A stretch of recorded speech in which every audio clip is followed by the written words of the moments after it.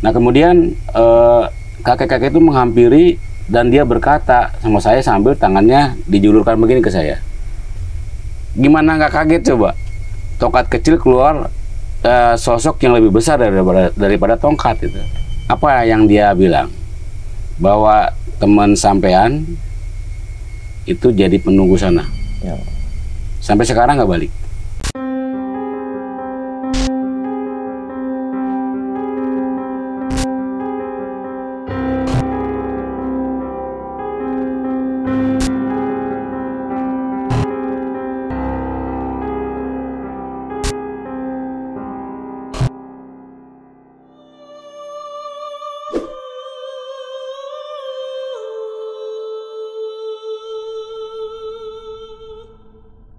Assalamualaikum warahmatullahi wabarakatuh.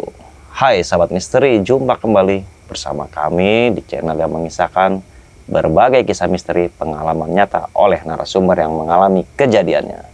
Ini dia kisah nyata tanpa rekayasa.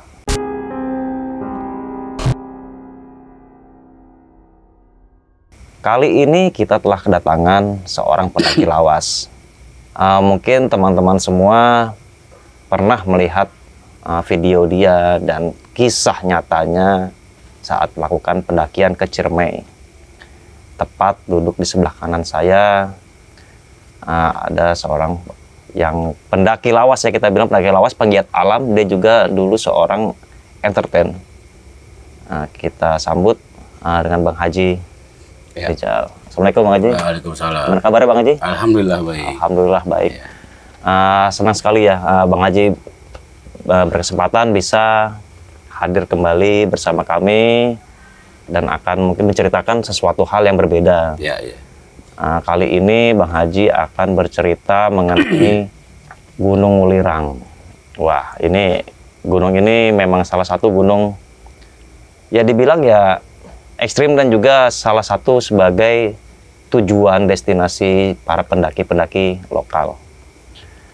Nah, mungkin Bang Haji bisa disapa para penonton dan mulai bercerita tentang pengalamannya saat di Gunung Lirang. Silakan Bang Haji. Ya, baik.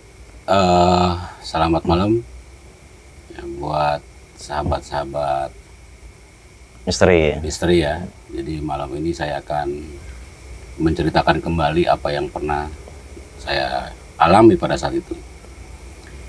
Jadi tepatnya itu tahun 96. Mungkin ya belum pada lahir kali ya. Iya. Ya jadi memang benar ini cerita lawas karena orangnya orang lawas. Jadi waktu itu kita memang bertujuh ya. Jadi 7 orang kita berangkat ke sana ke Wulirang. Sebenarnya sih nggak cuman kita mau mendaki gunung bukan, atau melakukan perjalanan hiking ke sana, tidak. Tapi memang ada tujuan lain, ingin mencari sesuatu lah di sana. Yang berhubungan dengan gaib juga sebenarnya. Nah, jadi kita memang start dari Tangerang itu semua dalam keadaan nggak punya duit. Ya zaman dulu kan ngandelin apa sih namanya BM ya? Iya, BM ya. Gitu ya. Iya, bonceng maksa. Jadi BM itu bonceng maksa gitu ya. Nah, kita ya naik truk ya begitulah cerita naik truk, pasti mungkin mengalami gitu kan, namanya pencipta alam yang tanda kutip kekurangan gitu kan, termasuk saya pada saat itu. Jadi kita di perjalanan itu ya cukup mengalami sesuatu yang sulit pada saat itu, baik istilahnya kita nyetop truk nggak dikasih pada saat itu kan. Kemudian akhirnya kita nekat di tengah jalan nyetopnya, sehingga dia berhenti kepaksa karena mungkin takut ada sesuatu terjadi. Nah, kemudian itu perjalanan ke Jawa Timur pada saat itu ya. Wulirang itu kan di Jawa Timur kan posisinya. Itu kira-kira hampir 2 hari. Karena memang kita ngandelin numpang gitu kan. Nah, dalam perjalanan itu sudah ada lah gejolak-gejolak di antara teman-teman tuh. Ya, artinya teman yang emosian ya, muncul emosinya. Mungkin karena kondisi capek, kemudian lapar, kurang tidur pula, kemudian kesel kalau pas lagi kita nyetop nggak mau berhenti. Ya, campur aduk di situ. Nah kemudian saya lupa tanggalnya pada saat berangkat dari tanggal, lupa tanggal tahun 96 lah. Nah kemudian kita sesampainya di sana itu ya lumayan kita ngelihat gunungnya itu lumayan tinggi lah ya, lumayan tinggi. Saya juga waktu itu nggak sempat tahu ketinggiannya berapa, gitu kan? Karena mungkin MDPL itu sekarang aja TV banyak jadi tahu tentang MDPL itu kan. Dulu nggak ada MDPL. Tahunya ketinggiannya 2000 misalkan seperti itu, tapi nggak ada MDPL pada saat itu. Nah kemudian kita mulailah bergerak. Nah sebelum kita bergerak jalan untuk naik gunung, itu kita ya biasa berdoa dulu lah. Berdoa dulu, kemudian ya kita satu suara bahwa ketika istirahat semua. Jadi jangan sampai ada yang ninggalin lah, istilahnya seperti itu. Nah akhirnya kita sepakat berdoa, kemudian kita jalan pelan-pelan. Memang di perjalanan itu sudah ada sesuatu, ya, perjalanan yang mau kita naiki gunung itu, ada sesuatu yang cukup aneh lah pada saat itu.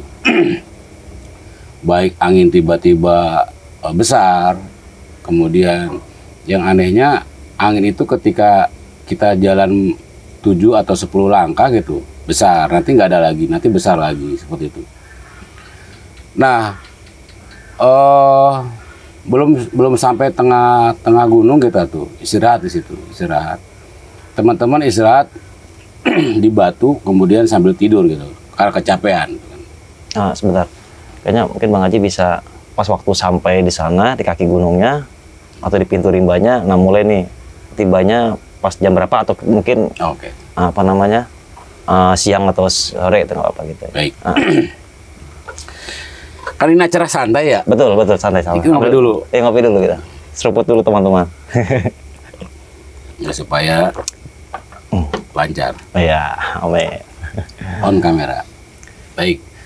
Jadi kita perjalanan hampir 2 harian lah. Perjalanan dari Tangerang itu. Karena tadi yang saya bilang kita ngandelin bonceng maksa. Iya. Kan? Nah kemudian sampai ke sana itu kurang lebih pukul 16 jam 4 ya, 16 ya, atau jam 4 sore. Nah memang waktu itu jujur saya juga ya dalam keadaan kotor, pakaian kotor, karena nggak banyak yang kita bawa. Paling dulu tuh paling ngetren ya pakaian loreng gitu, ya loreng itu diandalkan sekali oleh para pecinta alam, loreng itu. Nah saya cuma bawa satu-satunya itu. Nah jadi saya tidak lakukan sholat dulu pada saat itu. Nah kemudian setelah kita sampai, kemudian kita ya ambil kesepakatan bersama untuk saling menunggu gitu. Jadi jangan sampai ada yang masing-masing meninggalkan gitu kita. Yeah. Nah kemudian kita sepakat untuk seperti itu dan kita berdoa sama-sama. Itu udah standar kita ketika memang kita mau melakukan sesuatu ya. Nah kita mulailah bergerak ke jalan pelan-pelan. Nah kemudian kurang lebih pukul 21 kita masih ada di tengah-tengah nih.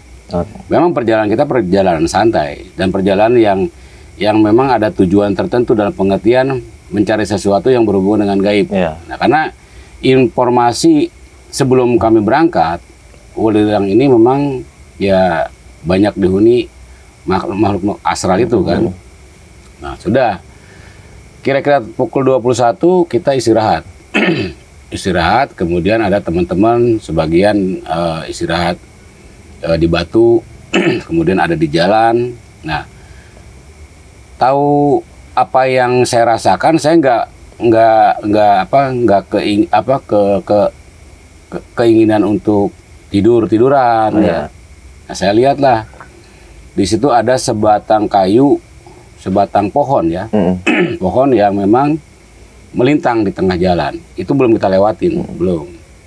Nah, jadi posisi teman-teman tuh ada yang di batu, ada yang di jalan gitu kan. Masing-masing cari posisi enak. Ya, kemudian saya lihat ke depan tuh ada pohon yang tumbang, artinya pohon yang memang melintang jalan. Melintang jalan. Nah, ini pohon ini udah tua gitu, artinya udah rapuk gitu. Tapi ya lumayan masih keras juga. Nah, ketika teman-teman pada istirahat, saya menghampiri itu pohon itu kan, karena kita belum lewatin dia kan. Nah, pikir saya ketika nanti mereka sudah selesai istirahat, pasti kita akan lanjutkan perjalanan dan kita lewatin itu kan. Nah, akhirnya saya pindahin tuh si pohonan itu, saya pindahin, saya iniin. Saya nggak ada pikir macam-macam, nggak ada. Nah, kemudian kurang lebih mungkin ada 40 menit teman-teman udah istirahat, ya saya tunggu gitu, saya tunggu. Biasalah saya tuh nggak bisa kalau di antara teman-teman pada istirahat, saya ikut istirahat nggak bisa. Saya harus nunggu teman-teman itu kan. Udah, mereka bangun, saya bilang gimana, udah pada segar belum? Udah, ayo kita lanjut jalan lah kita. Jalan, semua pada ngelewatin. Jarak kira-kira 20 meter setelah kita meninggalkan itu pohon itu, ini teman-teman pada bilang, kok tadi saya kayaknya ada ngelihat sesuatu ya di batang pohon lagi duduk. Itu semua orang yang lihat apa sebagian aja? Kan kita bertujuh kan? Bertujuh. Berarti kalau saya lewat nggak melihat, berarti yang 6 lihat, ya kan gitu kan? Nah, artinya yang ngomong itu yang paling belakang, Saya tanya, ini informasi bener apa ngarang-ngarang? Demi Allah, dia bilang gitu kan. Ya saya sih udah cukup lah kalau udah bilang begitu, tandanya dia memang pengen dipercaya gitu. Lagi duduk katanya, kakek-kakek lagi duduk, tapi memang banyak darah-darah gitu.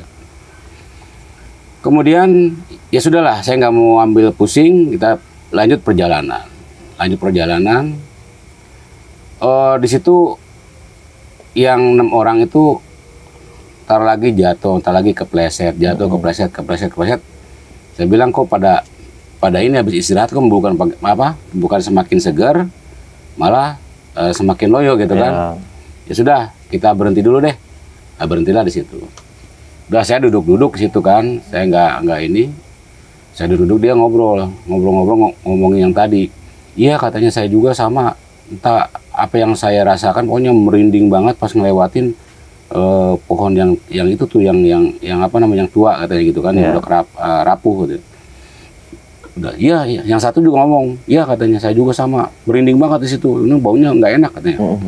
Iya, ada lagi tuh teman yang ngomong, saya juga sama, kayaknya gimana gitu, berat bener di pundak saya gitu. Saya sih dengerin aja gitu, dengerin. Saya bilang kalaupun iya, kan memang tujuan kita ke sini mencari sesuatu, gitu kan. Ya udah, nggak apa-apa.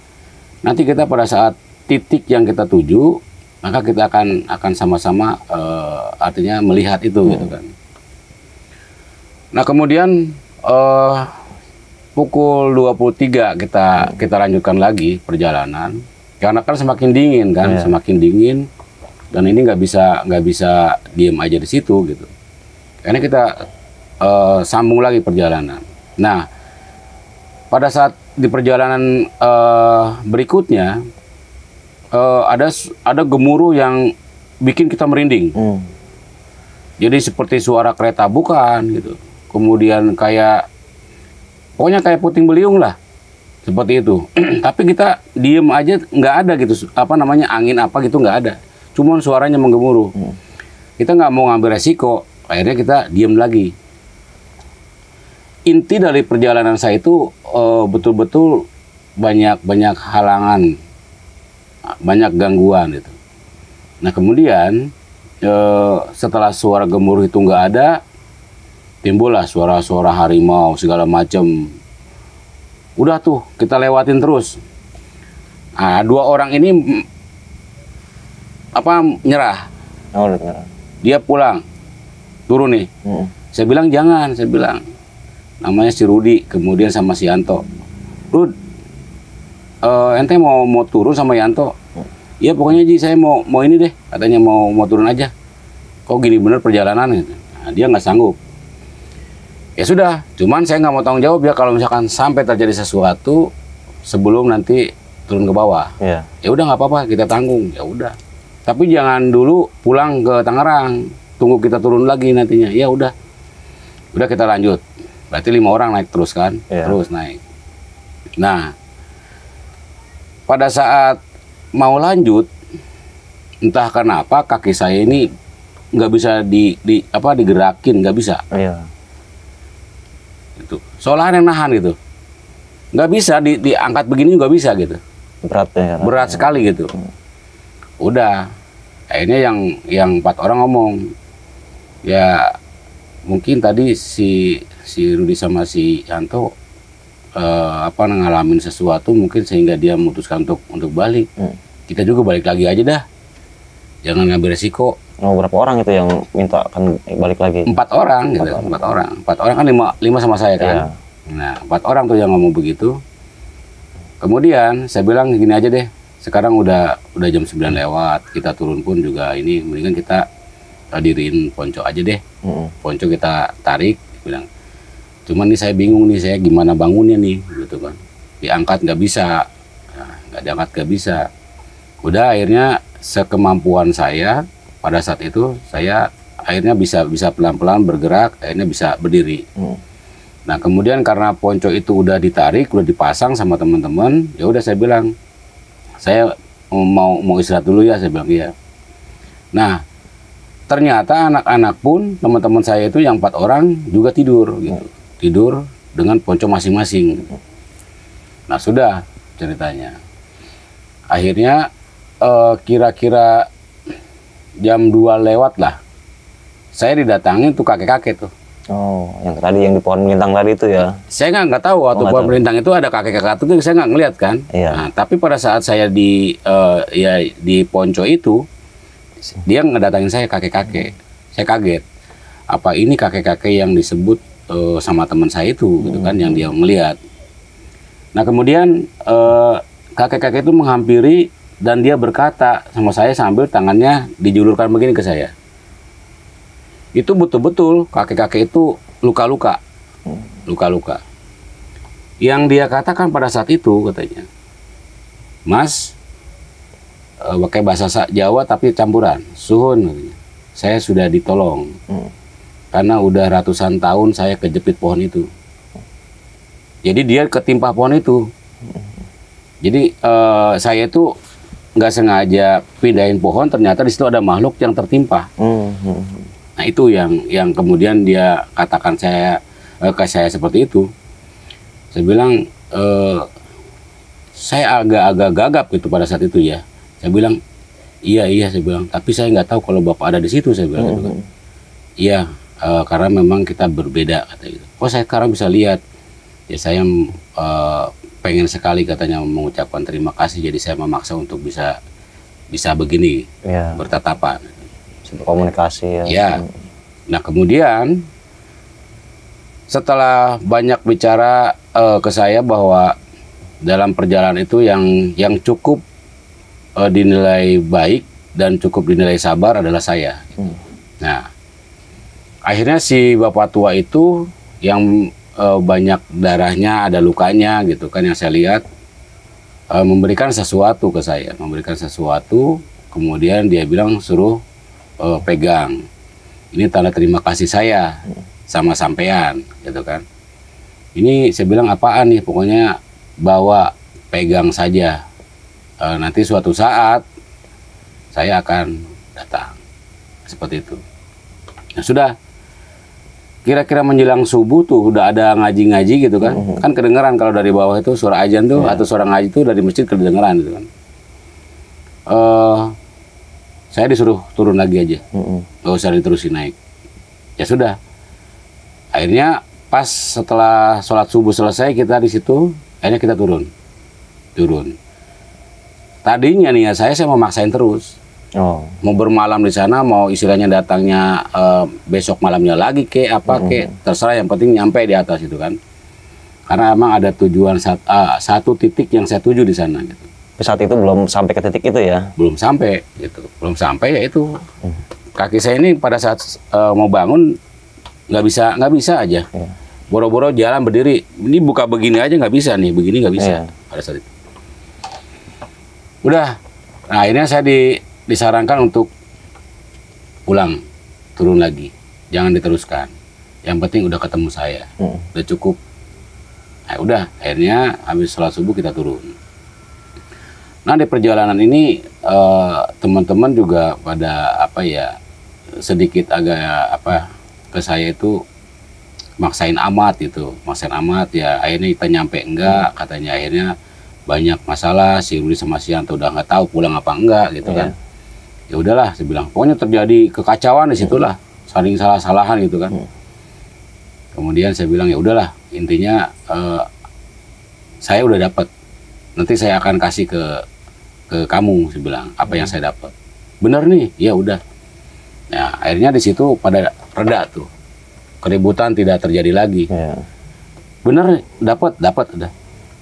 Tapi begini, Bang Haji dan teman-teman waktu itu memiliki ini ya, tujuan tertentu ya ke titik itu ya. Mungkin boleh disebutkan apa sih yang menjadi tujuan utamanya mendaki Welirang pada saat itu?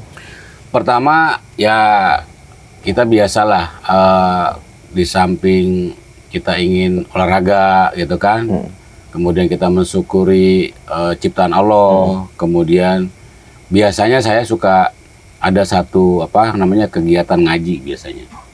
Kegiatan ngaji, kemudian ya untuk tadabbur alam lah. Ya intinya seperti itu.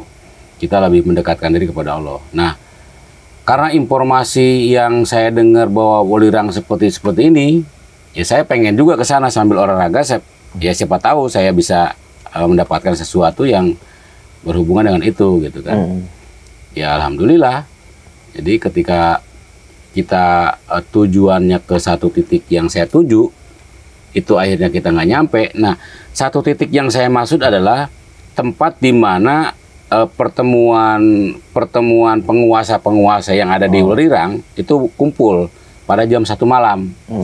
Nah, kita kan ngajar waktu nih, sehingga kita kemudian saya pribadi nggak bisa. Ini jam 2 itu kan kejadian jam 2. Nah, artinya udah lambat juga gitu mau ke sana tuh udah lambat itu. Akhirnya ya kita nggak sampai ke titik itu. Karena apa? Ya keburu yang tadi si bapak tua itu datangin saya, sehingga disarankan untuk turun lagi gitu. Akhirnya ya udah kita tidak memaksakan karena kata dia cukup udah ketemu saya dan ini tolong bawa tanda terima kasih saya ke sampean. Sampean itu artinya apa ya? Anda ya. Seperti itu ya sudah, saya akhirnya setelah sholat subuh pulang ke bawah, turun ya tadi ya salah-salahan antara teman gitu kan ya, jadi konflik lah ya, jadi konflik tuh karena mungkin kekecewaan yang nggak nyampe ke lokasinya, kemudian dia yang nggak bisa dapetin sesuatu yang dituju gitu kan. Nah itu terlalu teman-teman saya itu terlalu apa ya, terlalu besar motivasi ingin mendapatkan itu, hal-hal itu gitu, bukan istilahnya setengah-setengah dengan olahraganya gitu kan, kemudian dengan tadabbur alamnya, itu nggak kepikiran ke arah sana, jadi dia hanya terfokus sama sesuatu yang harus didapatkan. Nah, ketika saya bilang bahwa saya sudah dapat, nah di situ baru reda. Saya pastikan, ya pokoknya barangnya ada, saya dapat nih, saya bilang gitu kan, baru akhirnya dia pada diam semua, jalan pulang turun. Nah, sesampainya kita di apa namanya di seperti posko lah atau pintu shelter lah atau ya pintu masuk ya, pintu masuk. Pintu rimba ya. Kita di situ ngobrol. Nah, si Yanto sama si Rudi dulu nggak ada ternyata. Udah nggak ada. Dulu kan ya yang punya handphone terbatas ya. Yang punya handphone terbatas. Jadi ya sudah, akhirnya kita pastikan bahwa dia udah balik ke Tangerang. Gitu. Nah, kemudian kita sebelum pulang tuh ngobrol-ngobrol apa yang didapatkan, ya saya ceritakan bahwa nggak tahu apa yang dikasih ke saya sama bapak tua itu yang diceritakan sama kamu, karena kamu bilang katanya kamu ngelihat kakek-kakek yang luka-luka ada darahnya, dan saya didatangin oleh kakek-kakek itu dan dikasih ini, nggak tahu ini apa, dibuka, jadi seperti tongkat gitu, tongkat cuman kecil, tongkatnya kecil, bukan dari bahan apa ya, kuningan atau bahan apa, enggak, kayu gitu. Kayu. Jadi dia seperti tongkat lah, seperti tongkat. Kemudian bisa dicopotin, dicabut juga, ada kayak ada pisaunya gitu. Oh. Nah, udah kecil ya, kecil. Ukuran segini mungkin ada nih. Masih ada itu barangnya? Masih ada barangnya. Nah, sudah akhirnya kita pastikan yang namanya si Rudi dengan si Yanto ini udah balik, ya kita balik. Nyampe ke Tangerang itu 2 hari lebih. 2 hari lebih. Pokoknya kita dalam keadaan nggak makan. Puasa disebut puasa juga enggak gitu kan. Ada air di ya bekas-bekasan orang di jalan kita minum ya kan untuk mempertahankan hidup supaya jangan dehidrasi gitu. Pada saat itu ya. Kemudian sesampainya kita di sini gitu. Kita cari tuh namanya itu. Belum pulang. Oh, si Rudi sama si Yanto itu ternyata belum pulang. Udah. Akhirnya ya keluarganya pasti kan nanya sama kita yang jalan bareng kan. Iya. Ya, saya ceritain bahwa dia memang udah pulang duluan waktu itu gitu. Dia 4 orang juga yang ikut sama saya bareng sama saya pulang berkata hal yang sama. Memang dia udah pulang duluan. Tapi buktinya belum pulang nih katanya. Udah. Saya di situ bingung kan, bingung gimana caranya. Nah, akhirnya cerita singkatnya nih. Nggak tahu apa yang terjadi. Itu si tongkat itu dia lepas tuh dari gagang itu, lepas keluar si bapak tua itu dari dalam tongkat. Dari dalam tongkat itu keluar si bapak itu. Gimana nggak kaget coba, tongkat kecil keluar sosok yang lebih besar daripada tongkat itu. Apa yang dia bilang? Bahwa teman sampean itu jadi penunggu sana ya. Sampai sekarang nggak balik. Terus dari pihak keluarga sendiri setelah mendengar kejadian seperti itu mengenai si Rudi dan Yanto ini menjadi penghuni atau penunggu. Saya nggak bilang. Oh, nggak bilang. Saya nggak bilangin, nggak. Saya nggak bilang. Kalau dibilangin saya disuruh nyari lagi dong. Iya. Ya kan? Tanggung jawab. Ya saya bilang dia udah balik. Kita nggak nutup-nutupin, dia udah balik. Tapi ya mungkin ini ya, mungkin karena dia backgroundnya kurang bagus nih anak nih ya, 2 orang suka memang jarang pulang gitu. Akhirnya apa? Ada loh saudaranya dia juga ngomong, oh mungkin dia mau ngelayap lagi atau gimana katanya gitu kan. Ya sudah, akhirnya sampai ya kurang lebih ada 2 bulan baru ngomong bahwa dia nggak balik. Ya gimana dong? Gitu kan. Ya, alhamdulillahnya waktu itu nggak ada tuntutan saya harus nyari lagi tuh gimana. Kan memang kita naik gunung itu memang ya sama-sama suka, sama-sama mau gitu kan. Nggak ada yang tanggung jawab tuh nggak ada. Saya pun misalkan nggak balik, nggak mungkin juga minta tanggung jawab sama teman-teman yang lain gitu kan. Nah itu, jadi perlunya kita naik gunung itu juga yaitu kita harus memastikan bahwa tidak ada yang punya tanggung jawab masing-masing, itu nggak ada. Artinya ketika terjadi apapun ya sudah, kamu resiko sendiri gitu. Pribadi ya. Iya.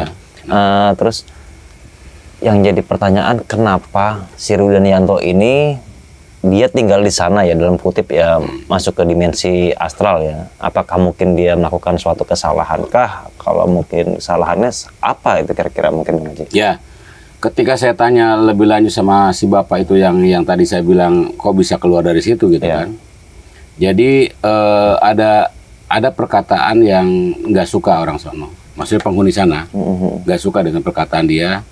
Kemudian saya nggak ngelihat kalau dia memang BAB. Saya waktu itu saya nggak ngelihat, sama sekali nggak ngelihat itu, karena memang kondisi malam gelap gitu kan. Di hutan sana juga cukup ya, kanopi ininya juga, pohon-pohonan juga cukup rapat pada saat itu. Saya nggak tahu kalau dia itu ya sampai ngotorin daerah sana, saya nggak tahu. Ya alasannya seperti itu. Tempat di mana perlintasan dia itu dikotorin sama yaitu 2 orang. Itu. Cuman karena informasi itu saya dapatkan kemudian ketika saya mau jelasin sama pihak keluarganya pun pasti ada masalah bos saya nantinya. Betul. Makanya udah, ketika saya dapat informasi dari situ sudah diam saja dulu. Gitu. Saya nggak ngomong ke siapa-siapa, nggak pada saat itu. Nah intinya itu 2 orang tuh nggak balik. Dan teman yang keempat temannya Bang Haji juga tahu juga kalau dia memang seperti itu nggak balik, dan tinggal di Welirang sih? Enggak. Oh enggak. Kalau yang 4 orang itu juga saya nggak ceritain. Oh gitu. Itu skip aja mas, saya nggak ngomong ke siapa-siapa. Ya. Karena saya khawatir ya itu tadi, saya harus balik lagi ke sono. Gitu. Kalau saya harus balik lagi ke sana mau nggak mau kan saya sendirian gitu kan. Iya. Nggak bisa enggak gitu. Makanya saya skip, saya nggak ngomong. Nah, dan 4 orang itu sampai sekarang nggak tahu. Yang 4 orang ini tentang si 2 orang itu di sana ternyata ada satu pantangan yang dilanggar sama dia. Oh, Yang BAB tadi. itu, Ya. ya BAB mungkin pipis atau seperti apa saya nggak tahu. Nah, terus saat ini kan benda yang pemberian si kakek tua itu masih di Bang Haji. Apakah setelah kejadian itu kakek tua itu masih suka menghampiri Bang Haji, datang atau mungkin bertemu atau bagaimana Bang Haji? Masih. Ketika saya memang ya kangen gitu ya, kangen. Ya saya pengen ada dia gitu. Ya saya pegang itu, kemudian saya bukan apa namanya ya, mengagungkan itu tidak. Ya. Karena ya kita harus yakini bahwa ada sesuatu yang Allah istimewakan, Tuhan istimewakan, ada barang-barang yang memang ya punya apa namanya kelebihan. Ya. Kan? Nah ketika saya mengagumi itu yang namanya ukiran tongkat, saya suka dengan ukiran itu. Saya hanya suka itu aja sih. Kenapa sekarang masih ada saya simpan, karena apa? Karena saya suka ukiran itu. Gitu. Ya. Dan itu bukan manusia biasa yang ngasih gitu. Ya. Artinya bukan sosok manusia, sosok di mana dari niat awal saya memang mencari gitu. Di samping ya tadi, di samping saya olahraga, naik gunung gitu kan, Ya. kemudian tadabur alam. Nah, jadi ketika saya mau pegang itu dan saya ngerasa kangen pengen adanya dia, ya saya cabut. Nanti ada dia ngobrol sama saya, ngobrol. Jadi intinya itu boleh katakan tiket saya ketika ke Welirang lagi. Ketika ke Welirang saya punya tiket itu dan saya sudah dikenal gitu. Ya. Tiket itu. Dan juga pernahkah Bang Haji berbicara dengan si makhluk gaib itu, kondisi kedua rekan Bang Haji itu mengenai si Rudi dan Yanto? Pada saat saya tanya bagaimana teman saya 2 orang, jangan ditanya lagi.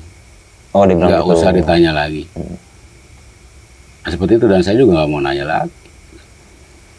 Nggak tahu apakah sekarang udah balik atau enggak. Intinya nggak ada kabar ke saya. Gitu. Karena kan ada yang orang bertahun-tahun itu menghilang, kemudian tiba-tiba dia pulang gitu. Karena dia memang sudah habis masa kerjanya di sana gitu. Dipekerjakan di sana. Oh. Ya seperti di Wentira gitu kan, Wentira, atau kita tahu mungkin Wentira seperti apa gitu kan. Itu ada orang bisa masuk ke sana ketika sudah habis masa kerjanya di sana, dia bisa balik karena di sana tuh kerja gitu. Ya nggak tahu juga kalau dia di sana dipekerjakan juga atau gimana, saya nggak ngerti. Dan nggak tahu juga kalau sekarang informasinya dia atau nggak ada atau tidak gitu. Untuk 2 orang tadi ya. Wah, nah ceritanya menarik ini. Mungkin apa suatu saat Bang Haji bisa menunjukin apa namanya pemberiannya. Iya. Nah, kalau bisa nanti ya mungkin kita bisa. Ya mudah-mudahan nanti kalaupun memang berkenan, ya saya akan tunjukkan nanti. Ya. Bukan Bang Ganesh yang berkenan, bukan, maksudnya yang di tongkat itu. Betul. Gitu Iya. kan. Karena kan kita juga harus menghargai gitu, Iya. menghargai. Kalau manusia ada privasi, dia pun sama gitu. Ketika tidak mau ditujukan ke orang lain, ya sudah, kita nggak usah maksa. Gitu. Iya. Intinya barang itu ada. Nah, dari perjalanan Bang Haji ke Welirang bersama rekan-rekannya, apakah ada pesan-pesan atau ada sesuatu hal yang ingin Bang Haji bicarakan atau ungkapkan kepada sahabat misteri semua? Baik, tentunya ya saya selalu berpesan sama ya mungkin sahabat-sahabat saya yang sering naik gunung gitu kan. Sebelum kita lakukan pendakian, ya kita tetap berdoa, meminta pertolongan sama Allah. Kemudian kita tidak boleh merusak tatanan yang ada di sana. Misalkan kita bacok-bacok pohon sehingga pohonnya tumbang, atau kita patah-patahin ranting, itu sudah merusak. Karena apa? Di sisi lain manusia itu ada makhluk lain, ciptaan Allah juga, yang bisa saja dia merasa tidak suka gitu. Kemudian ketika kita memang lagi kepaksa banget pengen BAB gitu, ya kita minta memohon sama Allah bahwa kita mau BAB di sini atau kita mau pipis di sini. Jadi bukan izinnya sama makhluk halus yang ada di sana juga salah gitu kan. Kan ada istilah ser gitu kan. Ya. Saya mau numpang pipis gitu kan. Itu malah nggak boleh begitu ya. Karena apa? Ya bumi ini diciptakan untuk kita sebagai manusia gitu. Jadi nggak ada alasan kita tuh harus minta izin sama makhluk halus yang ada di sana. Sementara kita nggak ngelihat makhluk halusnya. Ngomong sama siapa ente gitu kan. Iya. Gitu. Jadi intinya tetap kita pegang teguh yang namanya keyakinan kita sama Allah. Itu aja. Wah, sekali lagi terima kasih Bang Haji atas ceritanya ya, kisah nyatanya ini menarik dan bagus sekali. Dan jangan lupa pesan-pesan pentingnya atau pesan moralnya kita bisa aplikasikan atau kita realisasikan ya, seperti yang Bang Haji bilang, seperti kalau membuang sampah atau mungkin kita ingin membuang air besar atau apa, termasuk jangan sampai berbuat vandalisme ya kepada batu atau pohon dan lain-lainnya ya gitu ya. Ya Bang Haji, makasih atas ceritanya Bang Haji. Mungkin lain kali bisa cerita tentang Wentira atau mungkin yang kisah-kisah misteri yang lainnya. Nah sahabat misteri, tadi kita sudah mendengarkan cerita dari Bang Haji Rizal. Jangan lupa untuk sahabat semua mungkin bisa bergabung di WhatsApp grup kami yang ada di link kolom deskripsi ya. Termasuk dengan Telegram, kita ada grupnya juga. Di sana mungkin kita bisa saling share, berbagi ilmu atau pengetahuan, atau mungkin yang punya cerita misteri bisa langsung diceritakan di sosial media kami. Nah, sahabat misteri, pelajaran utama kami adalah pengalaman dari guru yang bernama kenyataan. Terus dukung konten Saksi Misteri di channel Rekam Media. Assalamualaikum warahmatullahi wabarakatuh. Terima kasih dan salam tak kasat mata.